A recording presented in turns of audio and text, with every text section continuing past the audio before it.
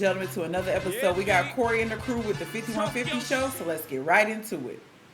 My masculinity, I don't make excuses for that. And I know that America has trained us to make excuses for being masculine, but I don't make excuses for my masculinity. In fact, I think masculinity needs to be the head of the horse when it comes to family dynamics. I'm the man up in this piece. Because a house without masculinity is a house without no discipline.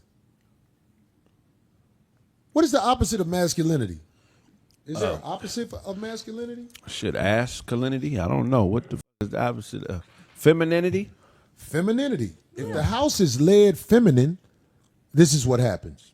This is my opinion, and I know it to have some factual significance to it. Is that a word that I just created? Wow. Yeah. Factual is a word. Factual significance. Factual. A house that's led with femininity Factual. is a house headed down the hill with no brakes, How you doing?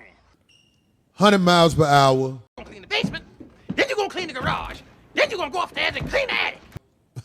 Yeah. And the only way you stop is when you hit the ground. Y'all some unstable creatures.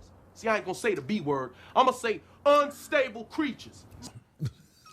That's a house led by femininity. A house led by a masculine man.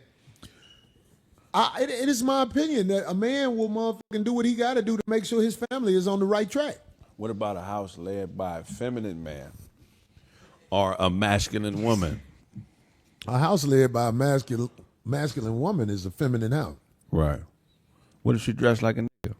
I don't think so. What if she wear Jordans? So you saying if she a stud? Yeah, if she could bowl, she could bench 225 in the gym a couple I was times. gonna say because when you said Like this bowl, is I a was like, diesel like a bitch. bowl. This ain't no regular bitch. This is an incredible bitch. I'm so glad you said that, Craig, because there's still blood in her drawers once or twice a month, depending on if she regular. If a bitch No matter can, how tough she is, a tough ass bitch, I'll be like, did you bleed yet this Still month, has a bitch? uterus. what if her clitoris is longer than an inch? I want to see it. I like to look at weird shit. You got to say nasty shit, Ray. Oh, I'm a nasty motherfucker. Yeah, I mean, I had a girl with the biggest vaginal lips I ever seen in my life. I thought she was sick. right. Yeah. But when I was playing with her, and I could tell because I tasted it, I was like, oh, ain't nothing wrong with her. Yeah. She wasn't sick. It was big lips. Yeah. Like, they look like, what are them nuts that are rigid? Walnuts, I think that's what you call it. like Oh, walnut that's- ridges. Can I That's see a walnut ridge?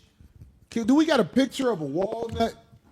oh my. What does walnuts look like? I want to make sure. It looks like Walnuts look like a- balls. It looks like a nut. That's what I was saying. They look like I had balls. to make sure that she didn't have a bad sex change Yeah. or a operation. walnut looks But like a nut with stretch marks. Really, Yes, that's what it must be. Right, really deep ones. That's what she had. 2 walnuts. That sound like nuts, Poor Corey. walnut. I know, but it was a real She had pussy. her- What? Bro, what are you talking about, man?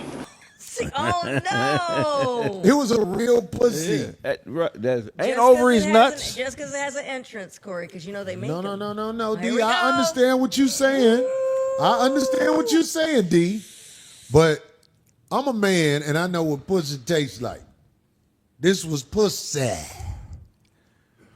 All right, so the topic of masculinity and men not being in homes and homes led by females is something that we all been talking about in these internet streets for a while. And I think a lot of us, because we did not grow up in 2-parent homes, is something that we're learning now at our big old ages instead of learning when we were younger. Except those of y'all, of course, who had that or grew up in the South and had that Southern upbringing with grandparents, etc. For me, I grew up in a single parent household and went to my father's on the weekends. So my parents' homes were ran day and night. I remember being a kid and me and my brother observing that my mother would be tired, overworked, frustrated, And sometimes she would come home and take those frustrations out on us. Maybe when you take that meat out the freezer when she told us to. Maybe we didn't hang up our school clothes and do our chores before she got home from work. And when we got older, we could feel that. You could feel that I ain't did nothing because I haven't been around you all day. It's your frustration from your job that's got you upset and you come home and taking it out on us. Now that doesn't give our dads a pass because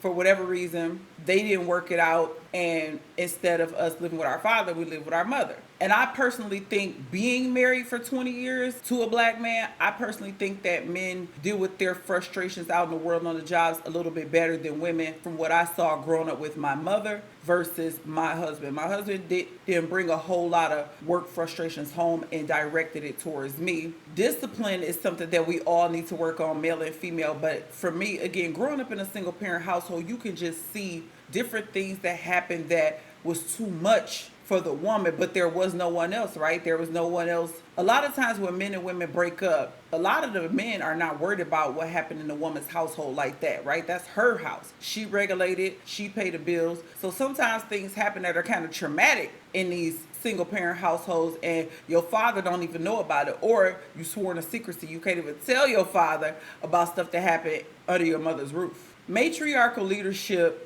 from what I can see, unless that woman had a husband and he passed or something and she got one of those good solid upbringings, I just can't see it. And I think we see so much evidence of it. And I'm not knocking single women because obviously you're doing what you have to do. The father ain't there, he left, he's choosing not to get his child. Some of y'all run the men off, some of y'all play baby games, keep the men. I remember when my husband, his sons was little and he wanted to get his son, and we was young. I was in my 20s, he was in his 30s, and we was like still trying to establish ourselves financially, and his son's mother didn't want him to get his son or really be around him at our house. She just wanted him to give money, and he like, well, I don't have it like that right now, but I can get him and spend quality time. And she didn't even want that. She declined. So some of y'all do be on that tip. Like, we're not going to pretend that everybody have a mutual breakup and the man just fall off the face of the earth. I know it happens in some cases, but in a lot of cases, women are vindictive and petty,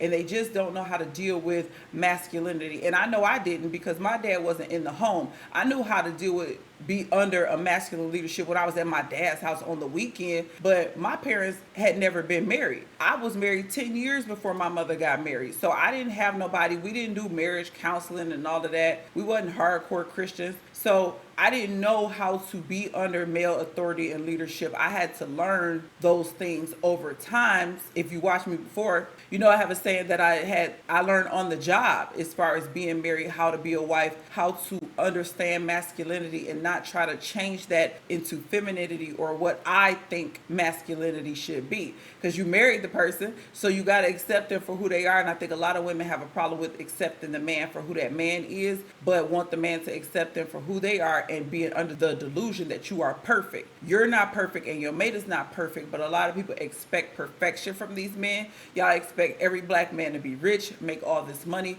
and just splurge on you, and that's not reality, especially if you didn't grow up like that. If you didn't grow up with a silver spoon in your mouth, how can you expect a man who came from the hood, the ghettos, the trenches, projects, Section 8, whatever your upbringing was, how can you expect him to be that established to just give you that lifestyle? Sometimes you need to be content with the lifestyle that the man that you've committed to can provide for you and stop comparing yourself to other people.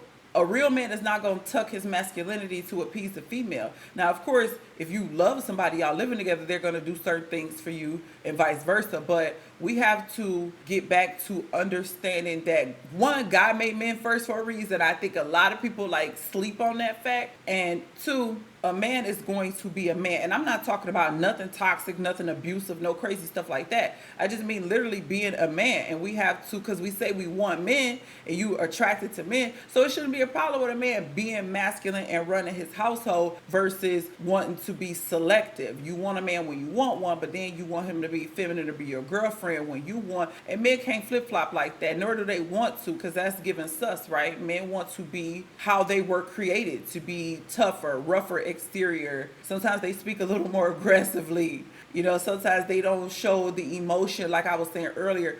I knew when my mama had a bad day because them emotions was there. And if you ain't do what you supposed to do, they got took out on you. But men usually don't do that. So I think if we train ourselves and learn from our elders, the few elders that do got some sense, because all of the older generation ain't got it together. They a hot mess too.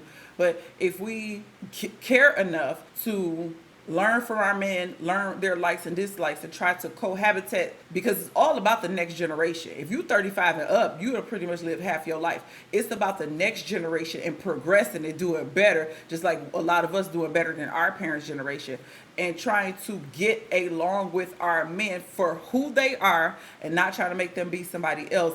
I think we could see a big improvement in our community. Y'all leave me a comment and let me know how y'all feel about masculinity or the lack thereof, and what we can do in our personal relationships to see an improvement in our families in the next generation. Leave me a comment, let me know what y'all think. Till the next time, I will catch y'all in the next episode. Peace out.